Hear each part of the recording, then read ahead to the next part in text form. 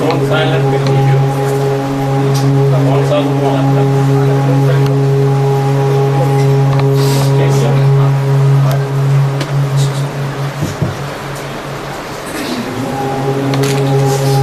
હરિહર દરેક શ્રોતાજનોને જણાવવાનું કે દરેક બધાના મોબાઈલ કાં તો સાયલન્ટ રાખે અને અગર સ્વિચ ઓફ રાખે. કથા દરમિયાન નિરાજે શાંતિથી બધા શ્રવણ કરશું. અને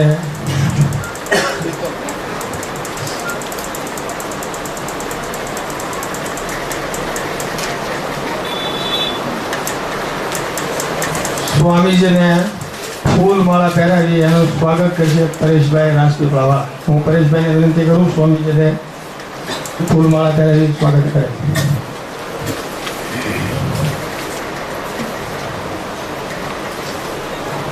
હરિહર બસ.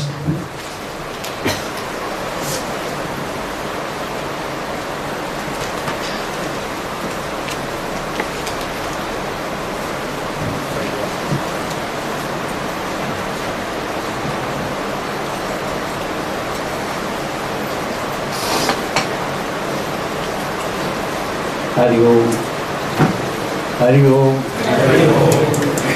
બરાબર છે. હરિ ઓમ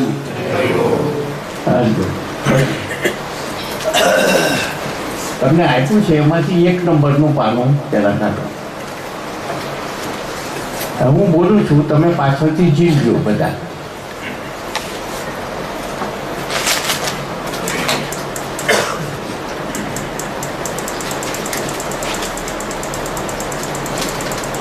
ઓમ શન્નો મિત્ર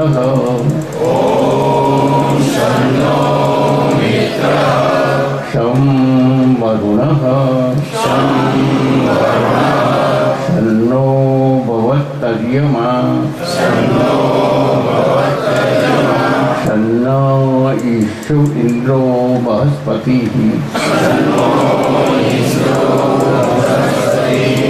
તન્નો વિષ્ણુ રુક્રમઃ નમો બ્રહ્મણે નમસ્તે વાયો ત્વમેવ પ્રત્યક્ષ બ્રહ્માસી ત્વામેવ પ્રત્યક્ષ બ્રહ્મ વદિષ્યામિ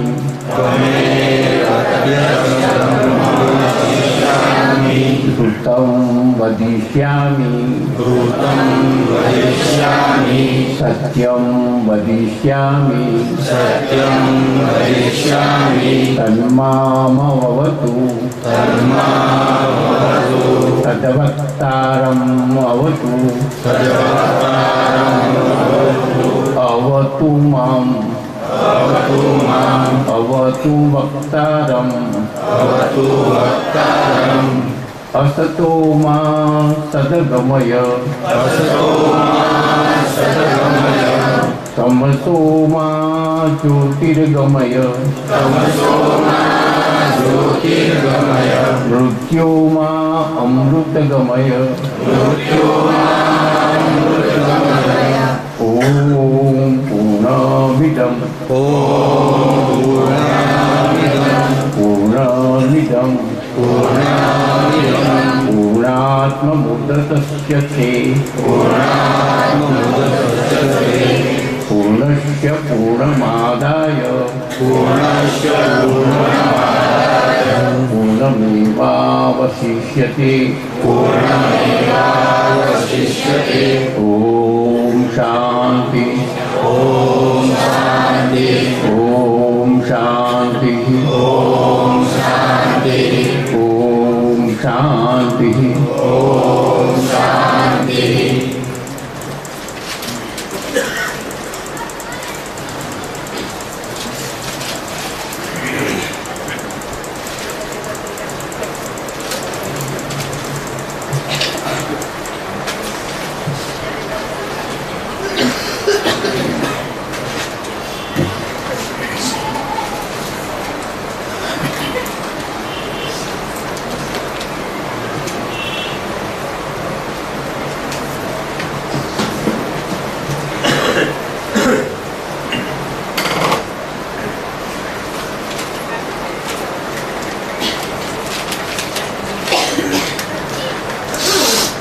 એક નહીં આવી.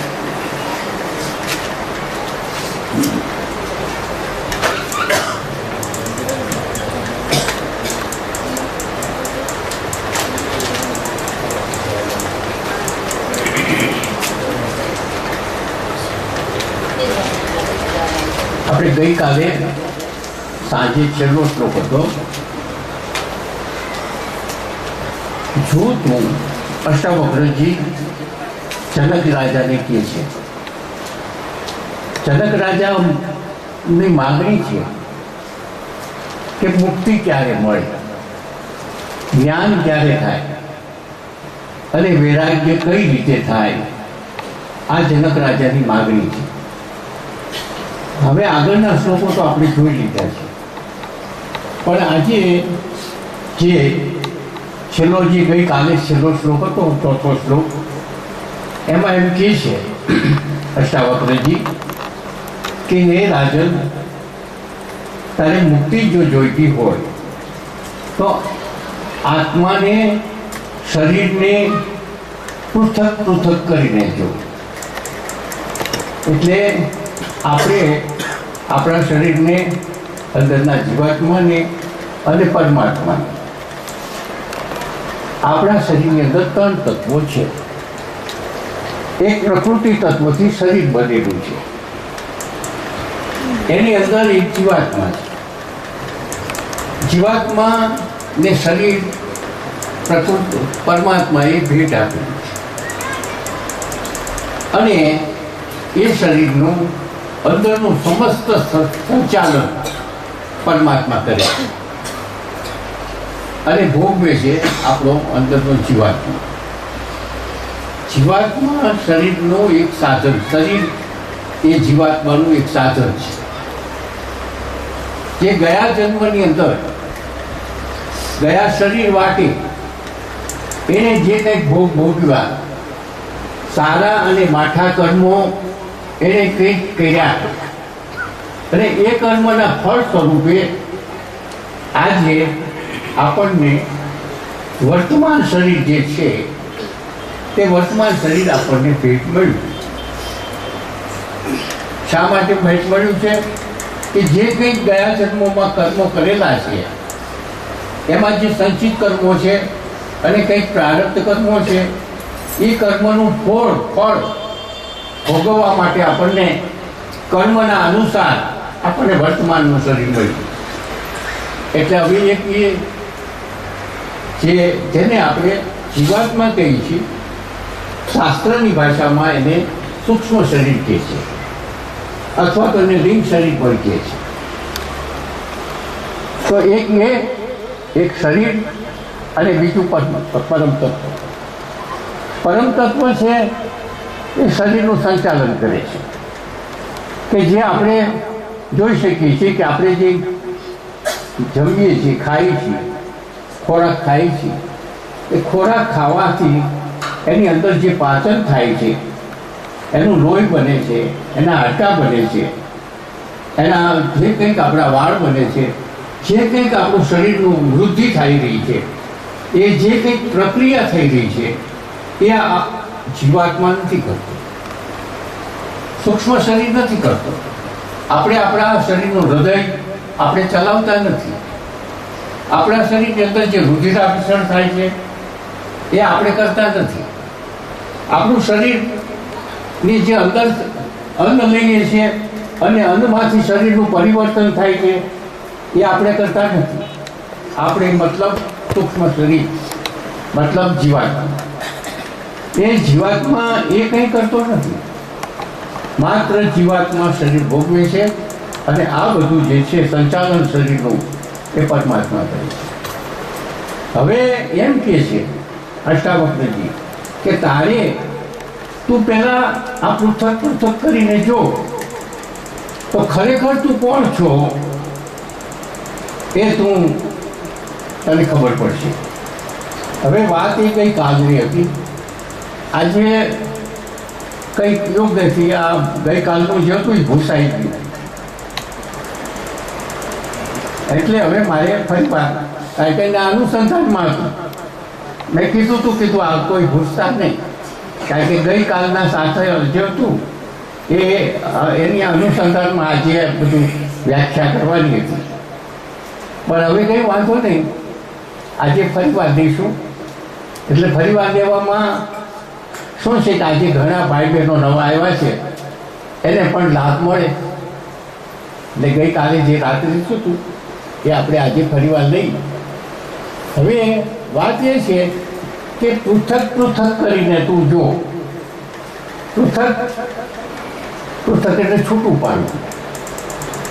છૂટું પાડવું. દહીં ને દૂધ, દહીં ને મેળવણ પાણી ભેગું થઈ ગયું હોય, લીંબુનું પાણી ને પાણી ભેગું થઈ ગયું હોય તો એને છૂટું પાડવું.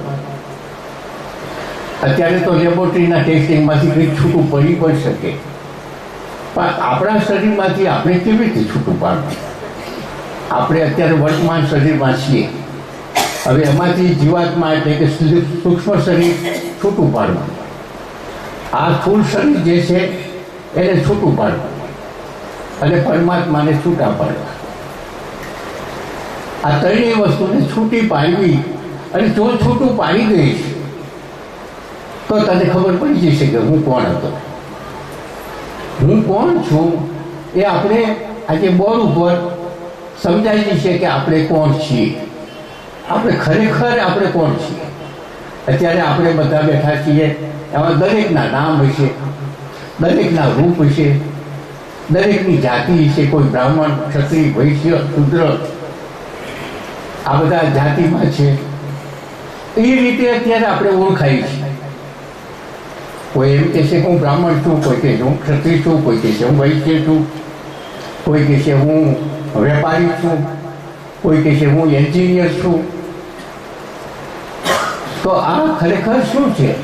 આપણે એન્જિનિયર છીએ, આપણે બ્રાહ્મણ છીએ. સાચું શું છે? જો છૂટું પાડશું તો ખબર પડી જશે કે આપણે કોણ છીએ. તો એ જે કોણ છીએ એ છૂટું કંઈ આમ તો પાડી શકીએ એમ નથી. અત્યારે વર્તમાનમાં અત્યારે આપણે એમ કંઈ આમ છૂટું પાડીએ તો છૂટું પડી શકે એમ શક્ય જ નથી. પણ આપણા ઋષિમુનિઓએ અમુક યુક્તિઓ બતાવી છે કે જે યુક્તિ દ્વારા આપણે છૂટું પાડી શકીએ છીએ. અને છૂટું પાડી અને જોઈ સમજી શકીએ છીએ કે હવે આમાં હું કોણ, આમાં હું કોણ, મારું સાચું સ્વરૂપ શું છે એ આપણે સમજાવી શકીએ. હવે આ જે છે એ આપણા ઋષિમુનિ એવું છે કે અજ્ઞાન હોય, કંઈ પણ સાધનાઓ કરી ન હોય, કંઈ પણ પ્રવૃત્તિ કરી ન હોય, આધ્યાત્મિક પ્રવૃત્તિ, છતાં પણ એ સમજી શકશે કે હું કોણ. એટલે આપણે એને જરા લઈએ. હા છે આ ધ્યાન છે. કાલે દીધું તું બધું. એટલે બધાના યોગ હશે કે આ બધું ભૂસાઈ ગયું.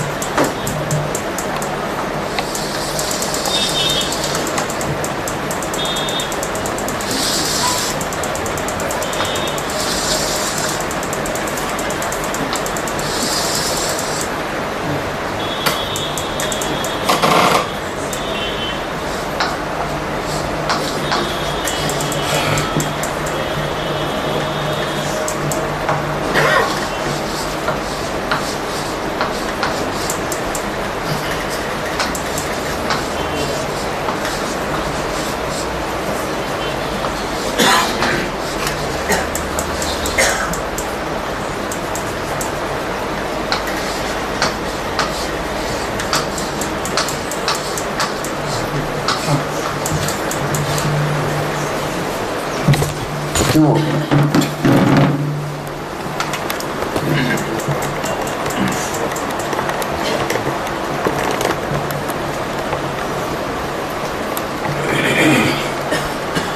ત્રણ અવસ્થા છે: જાગ્રત, સ્વપ્ન અને સુષુપ્તિ.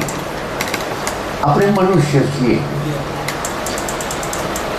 ગમે તે મનુષ્ય હોય, ભારતનો હોય, અમેરિકાનો હોય, એસ્કેપનો હોય, કે કોઈ પણ હોય, ગમે તે જાતિ હોય, ગમે તે ધર્મમાં હોય, આ ત્રણ અવસ્થામાંથી કોઈ પણ એક અવસ્થામાં હોય ને હોય, ગમે તે જાતિ હોય, ગમે તે હોય, પણ મનુષ્ય, પૃથ્વી ઉપરનો મનુષ્ય કાં જાગ્રત અવસ્થામાં હોય, કાં સ્વપ્ન અવસ્થામાં હોય અને કાં સુષુપ્તિ અવસ્થામાં હોય. ત્રણ અવસ્થામાંથી એક અવસ્થામાં હોય જ, એટલે આપણે એ જોઈએ છીએ. જાગ્રત એટલે આપણે બધા અત્યારે જાગી રહ્યા છીએ. અત્યારે એક પ્રવૃત્તિ ચાલી રહી છે કે જે હું બોલું છું તમે સાંભળો છો, તમે શરીર વાટે થઈને સાંભળો છો, શરીરના કાન વાટે થઈને સાંભળો છો. અંદર જે તમારું સૂક્ષ્મ શરીર છે એ કાન વાટે થઈને જે વાત આવે છે એ ગ્રહણ કરે છે, અને સૂક્ષ્મ શરીરમાં મન, બુદ્ધિ, ચિત્ત અને અહંકાર જે છે એને અંતકરણ કહેવામાં આવે છે. એ સાંભળે છે અને એમાંથી જે કંઈક તારણ કાઢવાનું હોય એ તારણ કાઢે. એટલે જાગ્રત અવસ્થા શરીર છે. અત્યારે જાગ્રત અવસ્થામાં આપણે બધા બેઠા છીએ, એટલે આપણું જે આ સ્થૂળ શરીર જે કહીએ છીએ એ શરીર છે અને ચેતવંતું છે. પછી હું બોલું છું, તમે સાંભળો છો, એટલે અંતકરણ પણ છે.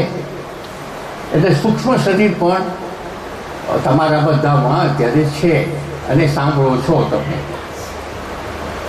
અને ત્યાર પછી અત્યારે તમારા બધાના હૃદયના ધબકારા ચાલે છે, તમારું રુધિર ભીષણ અંદર થઈ ગયું છે, અંદર જે કંઈક શરીરની પ્રક્રિયા જે થઈ રહી છે એ અત્યારે ચાલુ છે. એટલે પરમાત્મા પણ છે, કારણ કે એ ચલાવે છે. તમે આપણે કોઈ પણ એમ કહેતો હોય કે હું હૃદયના ધબકારા હું કરું છું, હું ચલાવું છું, તો એ વાત ખોટી છે. કારણ કે હૃદયનો ધબકારો, રુધિરાભિષણ, આ બધું જે શરીરનું યંત્ર જે ચાલી રહ્યું છે એમાં સૂક્ષ્મ શરીરનો કોઈ પણ હિસ્સો નથી, જરાય પણ હિસ્સો નથી. તો હવે આ ત્રણ વસ્તુ મેં તમને કીધી કે સ્થૂળ શરીર છે, સૂક્ષ્મ શરીર છે અને પરમાત્મા પણ છે. તો હવે આપણે આમાં જોઈ કે તત્વની દ્રષ્ટિએ તો આને ચેતન કહીએ છીએ. ચેતન, હવે એમાં આપણી ઘણી ભૂલો થાય છે સમજવામાં.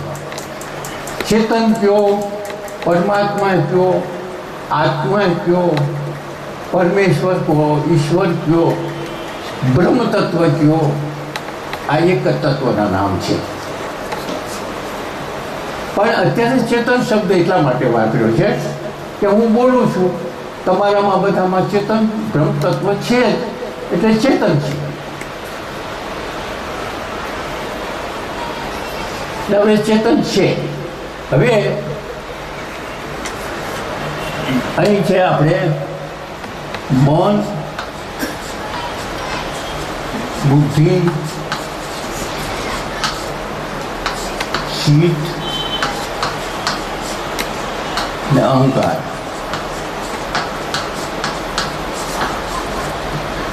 અને છેલ્લું છે સ્થૂળ શરીર.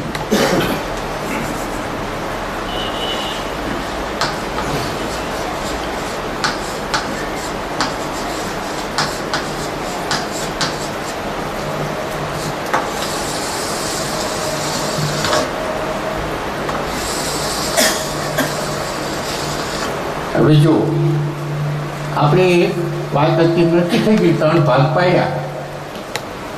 પાડ્યા. એક ચેતન તત્વો એટલે પરમ તત્વો, બ્રહ્મ તત્વો અત્યારે છે, આપણા બધામાં છે, આપણે બધા એમાં છીએ. આખા બ્રહ્માંડમાં વ્યાપ્ત છે, અસીમ છે, બધે જ છે, ક્યાંય નથી, કોઈ અણુ એવો નથી કે કંઈ નથી. એટલે એ ચેતન રાખ્યું. પછી મન, બુદ્ધિ, ચિત્ત અને અહંકાર જે આપણી અંદર, જેને આપણે અંતકરણ કહીએ છીએ, એ અંતકરણ પણ છે. અને સ્થૂળ શરીર જે આપણે અત્યારે શરીર લઈને બેઠા છીએ એ પણ છે. તો હવે અત્યારે આ જાગ્રત અવસ્થામાં અહીં છે, અહીં છે અને આ પણ છે. એ તો આપણે હવે સાબિત થઈ ગયેલું છે. આપણે આમાં કોઈ સાધના કરવાની જરૂર નથી. આ ત્રણેય વસ્તુ છે, અત્યારે છે. પણ હવે સ્વપ્ન અવસ્થાની અંદર શું છે ને શું નથી એ આપણે જોઈએ. સપનાવસ્થાની અંદર જુઓ તો જ્યારે કોઈ વ્યક્તિ સૂતી હોય તો એનું હૃદય ચાલતું હોય છે, એનું રુધિરાભિસરણ ચાલતું હોય છે, એને ખાધેલું અન્ન હોય એ પાચન ક્રિયાની એક ચાલુ સ્થિતિ હોય છે. બેનો અંદર નહીં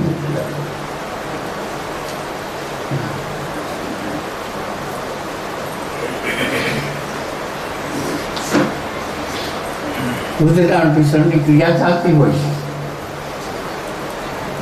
તો એમ તો આપણે કહેવું જ પડશે કે બ્રહ્મ તત્વ અત્યારે આ એક વ્યક્તિ છે, એ વ્યક્તિ સૂતી છે તો એમાં ચેતન છે.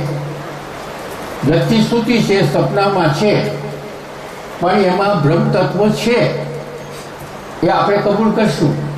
કારણ કે વ્યક્તિ સૂતી હોય તો એનું હૃદય ચાલતું હોય, એનું ખાધેલું પાચન થતું હોય, રુધિરાભિસરણ ચાલતું હોય. આ બધી ક્રિયાઓ જે છે એ અવિરત ચાલતી હોય, જે છેલ્લો શ્વાસ હોય. તો અહીં આપણે એમ લખવું પડે કે સપના અવસ્થામાં ચેતન છે. સપના અવસ્થાની અંદર ચેતન છે એમ આપણે લખવું પડે, અને છે એટલે લખી છે. હવે આવે છે મન, બુદ્ધિ, ચિત્ત અને અહંકાર. હવે એ વાત એ કહેવી છે કે એના પહેલા સ્થૂળ શરીર છે કે નહીં એ આપણે પહેલા જોવું પડે. હવે આપણે સપનામાં છીએ. સપનામાં જ્યારે વ્યક્તિ હોય, સપનામાં જ્યારે વ્યક્તિ હોય ત્યારે એનું સ્થૂળ શરીર એના કોઈ કામમાં આવે છે? નથી આવતું. કારણ કે તો બાજુમાં પડ્યું હોય ત્યારે એ ઝપકામાં હોય ત્યારે એને શરીરની સાથે કોઈ સંબંધ નથી. તો શરીર છૂટું પડી જાય છે. તો શરીર છૂટું પડી જાય છે કોનાથી?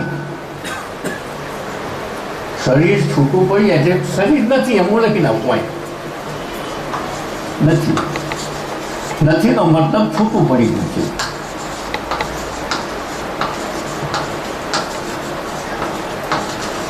છૂટું પડ્યું છે. નથી એટલે આવું અસ્તિત્વ નથી એમ નહીં, પણ છૂટું પડેલું બાજુમાં પડ્યું છે.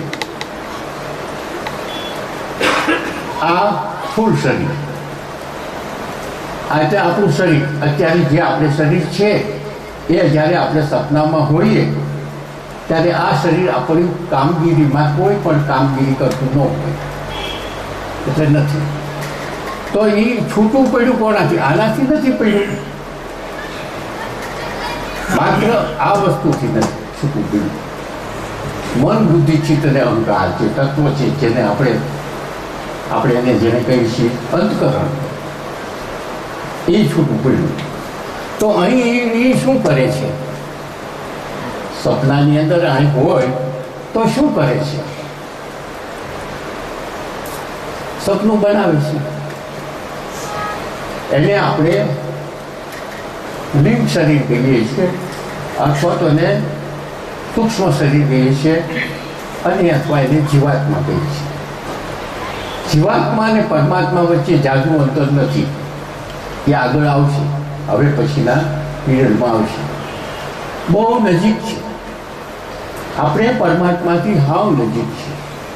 અને એની પાસે ઘણી શક્તિઓ છે. પણ એ શક્તિઓ ગેરમાર્ગે વપરાણી છે, એટલે આપણે અત્યારે પરમાત્માથી જુદા પડી ગયા છીએ. એટલે અહીં આપણા ઋષિમુનિ આ રસ્તો બતાવ્યો. એટલે હવે અહીં જે છે મન, બુદ્ધિ, ચિત્ત અને અહંકાર, એટલે અહંકાર જે છે એ મુખ્ય છે. આ જે અંતકરણ છે અંતકરણની અંદર 4 વસ્તુ છે: મન, બુદ્ધિ, ચિત્ત અને અહંકાર. 4 તત્વો ભેગા થયેલા છે. હવે એની અંદર અહંકાર છે એ મુખ્ય છે, બધા તો રાજા.